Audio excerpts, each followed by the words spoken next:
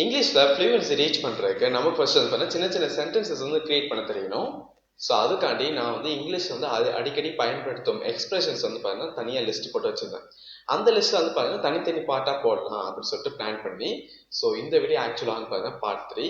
இதே மாதிரி part 1 part 2 அப்படின்னு சொல்லிட்டு நான் ஆல்ரெடி போட்டிருக்கேன். வேணா அது வந்து டிஸ்கிரிப்ஷன் தரேன், நீங்கள் அதை செக் பண்ணிக்கோங்க. இந்த வீடியோவான பார்ட் 3 வந்து நம்ம பார்க்கலாம். Let's get started. Welcome everyone, this is Akram. How are everyone?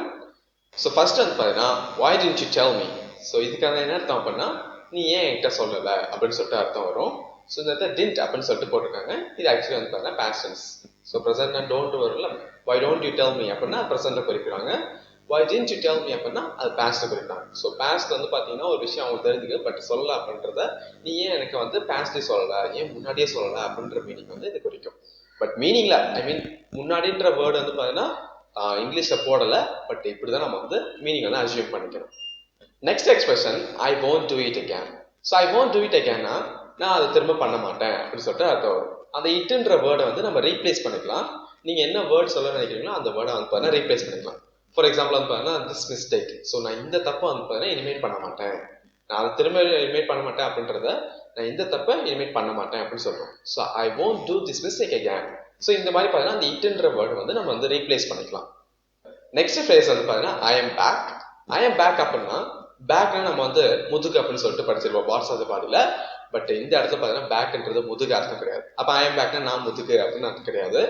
I am பேக்ன்றது எதுல இருந்து வந்துச்சு அப்படின்னா நம்ம கம் பேக்ன்ற ஒரு வேர்ப் இருக்குல்ல, அதுல இருந்து பார்த்தீங்கன்னா வந்ததுதான் பேக்ன்றது.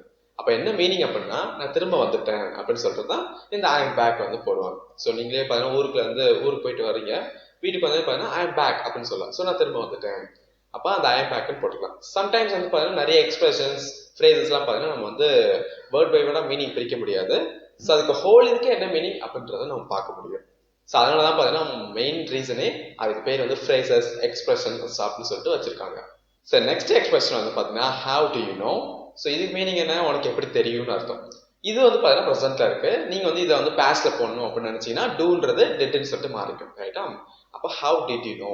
அப்போ தமிழ்ல வந்து பார்த்தீங்கன்னா மாறிக்கும், உனக்கு எப்படி தெரிஞ்சிச்சு அப்படின்னு சொல்லிட்டு மாறும். ஹவ் டு யூ நோனா உனக்கு எப்படி தெரியும், ஹவ் டிட் யூ நோன்னு கேட்டீங்கன்னா உனக்கு எப்படி தெரிஞ்சிச்சு அப்படின்னு சொல்லிட்டு மீனிங் வரும்.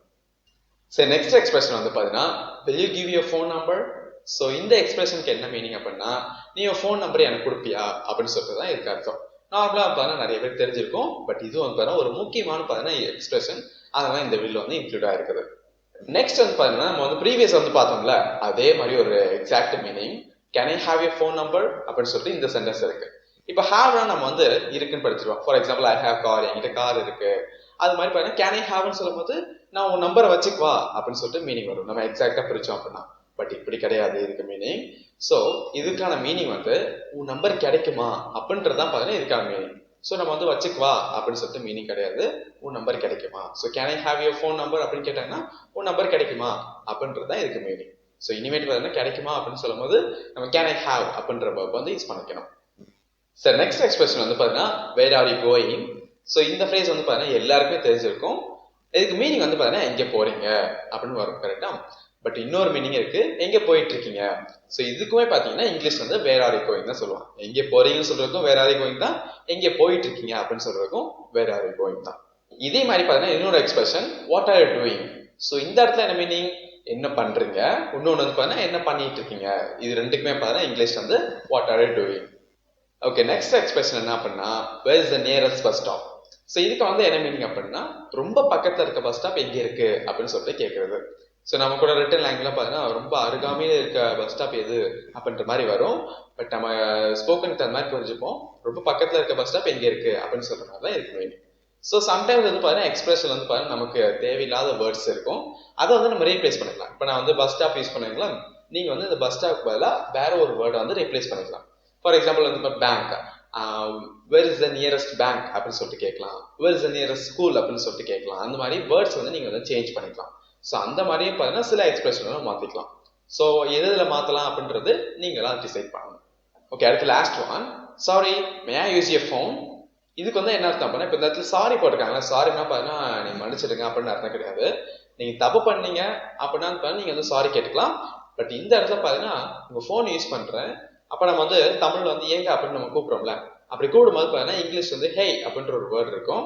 பட் ஹே வந்து பார்த்தீங்கன்னா ரொம்ப வந்து இன்ஃபார்மலா இருக்கும். ஃபார் எக்ஸாம்பிள் உங்க ஃப்ரெண்டை வந்து கூப்பிடுறீங்க ஏய் அப்படின்னு சொல்லி கூப்பிடுறீங்க, அதுக்கு வந்து ஹே வந்து நீங்க இங்கிலீஷ்ல போட்டுக்கலாம். பட் வந்து பார்த்தீங்கன்னா தெரியாதவங்க அன்னோன் பர்சன் ஆர் நம்மளோட மேல வயசுக்கு வந்து மேல இருக்காங்க அப்படின்னா அவங்க வந்து நம்ம ஹே தேர் அப்படின்னு யூஸ் நம்ம வந்து கூப்பிட முடியாது. ஸோ சாரி அப்படின்னு சொல்லிட்டு அவங்கள்ட்ட யூஸ் பண்ணணும். இல்லை எஸ்கியூஸ் வந்து பார்த்தீங்கன்னா ரொம்ப ஃபார்மலா இருக்கும். ஸோ அதனால மிடில் இருக்க வேர்டு வந்து பார்த்தீங்கன்னா சாரி. ஸோ சாரி சொல்லிட்டு வந்து பார்த்தீங்கன்னா நம்ம ஒரு ஏங்க அப்படின்னு கூப்பிடுற மாதிரி பார்த்தீங்கன்னா ஒரு வேர்டு தான் இந்த சாரி வந்து மீனிங் குறிக்கும். So sorry May I use your phone அப்படின்னா எங்க உங்க ஃபோன் நான் யூஸ் பண்ணிக்கலாமா அப்படின்னு சொல்லிட்டு மீனிங் வரும்.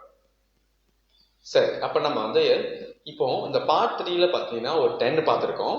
ஸோ பார்ட் 1, பார்ட் 2, பார்ட் 3 நம்ம சேர்த்தோம்னா இதோட நம்ம 30 எக்ஸ்பிரஷன்ஸ் இது வரைக்கும் பார்த்துருக்கோம்.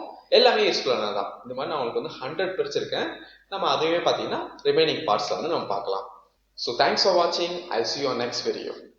So thanks for watching. I'll see you on next video.